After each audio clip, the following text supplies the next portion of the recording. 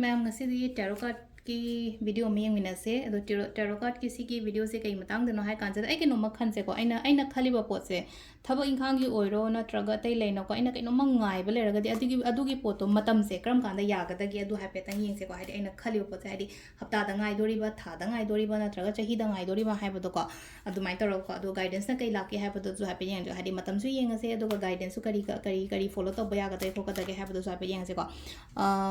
group अनि खाइदोगे को group अनि से ग्रुप 1 दना हाइदि केनो ले को ग्रीन एवेंचुरिन ले को ग्रुप 2 दना एमेथिस ले को पर्पल मचु गे नुंग से को एमेथिस नत्रगा हाइदि ग्रीन एवेंचुरिन से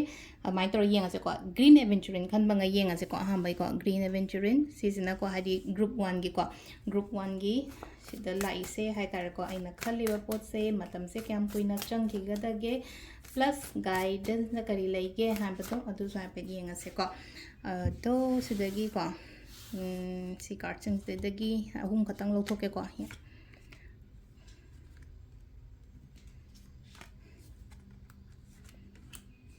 टेंशन यामना लौगनो को टेंशन्स लौबा यादे ngairaga budi leiri ko si leise ngairaga leibase sida leise khara madana haidi November gumba kai gumba dumaina khara ma piri ko November da su piri aduga November January haidi thenga bada ma kale no ko haidi November da gina haidi January phawai manung da kai da dumaina gumba la ko mai oina oiri ko adu hojik se leino ko haidi mathadi katang sai ko haidi se leise stress gumba leiba dumai tor laise ko haidi stress anxiety gumba kai gumba dumai tor ko haidi tension se katang wang na lei ko अदो tension खतंग वांगना ले अदो ngसाई लेनो को सुमना कन tension ले दु हाइदि canoe मा अमे त तोक्सन गे खोचन गे काइनागा हाइदि को खन गनो खितंग तपना हाइदि इंगना तपना थबक तोबियो को थबक तो मतम द फजना खनथरगा खोलगा दुमाइना गुम्बा तोबिबा को अदो सिदा लेनो केयर लो इसादा यामना को हाइदि स्माइना अननेसेसरी कैनो तोबो खोप तोबिगनो अननेसेसरी हाइरगदि लेनो को हाइदि टेंशन्स लेरि ngaतने तार टेंशन्स लेरि हाइदि हेन खनजलगा हेन मथा सारगा आई ओइना नागनि को तो नादना बगी दमक्तनि को सिदा हाइसे को अदो चेंजेस कुम्बा बुदि लाओ हाइना बुदि पीरि को यामना हाइतार को चेंजेस कुम्बा कैगुम्बा लाओ हाइना पीरी मथंगी चही गदि याम फगरे हंदकी चही हाइते को हंदकी चही का कंपेयर तो मतमदा मथंगी चही गुम्बा याम केनो तौनदि लेरि को अदुगा आइना हजु जि ngairaga लेरिबा खोलिबा मैम से हाइदि क्रम कांदनो काइना हार कांदा हाइदि प्रॉब्ली नवंबर नत्रगा हाइदि नवंबर दगिना जान गुम्बा कैगुम्बा हाइतार जनवरी 25 गुम्बा कैगुम्बा दुमाइ तरगा अदु फावदा लोइना सेटल ओइबा को थबकी ओइरो अमगी ओइरो दुमाइ तर लाइ को अदो मखादा हाइ तारे को अखोइना हाइदि कमेंट कैदा दुम इबीबे याइ को हाइदि सिगी केनो से आइना पामिबा विश तो हाइदि केनो तोबो हाइदि इथोपदो हाइदि आई थबक फंगे नत्रगा आई केनो तो हाइदि पॉजिटिव अफर्मेशंस अमा करी अमा इनाबगी दमक्तनि कोइना हाइसे को अदो हाइदि इरामो हाइदि आई थबक फंगे नत्रगा आई ngairaga लेरिबा आई ब्लॉकेजेस लेबा मैम से लोइना हांगतोय को आई नाबा फरे खोले हाइमना चिंबा हाइ तार को सुगुम मैम से नाइतर इबे याइ को अरसि लेरे को अहामबगी अखोइगी ग्रीन एवेंचुरिन खनबंगगी ओइना हाइरगदि को मथंगी सिना अमु एमेथिस के मु येमिनरसे को एमेथिस के ना करी एनर्जीज लाके को दो पे दिएंगे से मथंगे से ना को एमेथिस के से ना हाइदि आइना खलिबा पोत से करंबा मतमदा यागदगे नत्रगना आइना निंगिबा पोत से को मतांगदा करी गाइड लाके को आइना तौगदबा तौरोइदबा सुगुम्बा मैम से को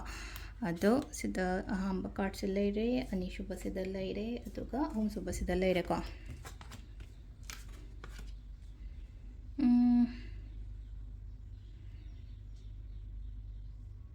होनो यामना हाइ तार को एफर्ट याम थादो वाइना हाइरि को सिदा आइना तौरिबा थबक सिदा अमुक हेना एफर्ट थादो को एफर्ट थादरगदि दुम हप्ता खरदा नत्रगा हाइरि नुमित खरनि द फंगबा खोटपा दुमाइ तौर लाई को सिदा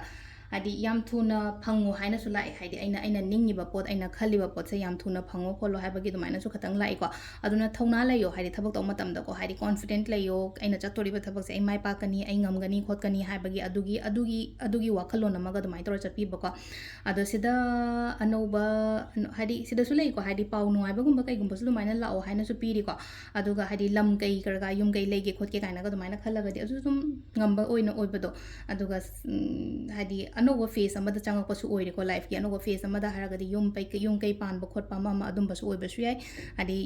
लाइफ की अनोबा फेस अमदा दुमाइ चंगागा हाइदि फजना कंप्लीट ओइबदो पोतसे को कंप्लीट ओइबसे ngसाइ युम पानबदो ओइरो थबैं खांग फंगबदो ओइरो को अदु हाइदि एमेथिस की कैनो सिसु याम फना लाइ को दुना हाइदि सेगी एनर्जी से हाइ तार को एनर्जी से हाइदि फंगनबा आई फंगे खोले हानि साइ थंदा खल्लगा को हाइदि पॉजिटिव वर्ड्स अमा कै अमा हाइ तार कमेंट दुम इथोबदुम हाइदि इमतम लेना को आई थौ फंगे आई थौ फंगे नत्र ꯅꯠꯇ꯭ꯔꯒ ꯍꯥꯏꯗꯤ ꯑꯩꯅ ꯈꯜꯂꯤꯕ ꯄꯣꯠꯁꯦ ꯂꯥꯛꯑꯦ ꯐꯪꯉꯦ ꯍꯥꯏꯕꯅ ꯐꯪꯗ꯭ꯔꯤꯕ ꯄꯣꯠꯇꯣ ꯍꯥꯏꯗꯤ ꯐꯪꯉꯦ ꯍꯥꯏꯅ ꯏꯕꯗꯣ ꯑꯩꯈꯣꯏꯅ ꯃꯦꯅꯤꯐꯦꯁꯇꯦꯁꯟ ꯇꯧꯕ ꯃꯇꯝꯗ ꯏꯗꯅꯀꯣ ꯍꯥꯏꯗꯤ ꯂꯥꯛꯑꯦ ꯍꯥꯏꯗꯤ ꯑꯩ ꯊꯥ ꯑꯃꯗꯁꯨ ꯑꯁꯨꯛ ꯇꯥꯜꯂꯦ ꯈꯣꯠꯂꯦ ꯅꯠꯇ꯭ꯔꯒ ꯑꯩ ꯊꯕꯛ ꯐꯪꯉꯦ ꯑꯩ ꯑꯦꯛꯖꯥꯝ ꯀ꯭ꯂꯤꯌꯔ ꯇꯧꯔꯦ ꯑꯩ ꯁꯤ ꯄꯣꯠꯁꯦ ꯑꯣꯏꯔꯦ ꯈꯣꯠꯂꯦ ꯑꯗꯣ ꯍꯥꯏꯗꯤ ꯉꯁꯥꯏꯒꯤ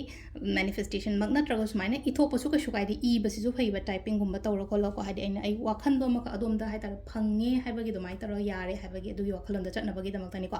ꯑꯗꯣ ꯁꯤ ꯂꯩꯔꯦ ꯑꯩꯈꯣꯏꯒꯤ ꯉꯁꯤꯒꯤ ꯑꯣꯏꯅ ꯇꯦꯔꯣ ꯀꯥꯔꯗ ꯔꯤꯗꯤꯡ ꯀꯣ ꯃꯦꯝ ꯊꯦꯡꯛ ꯌꯨ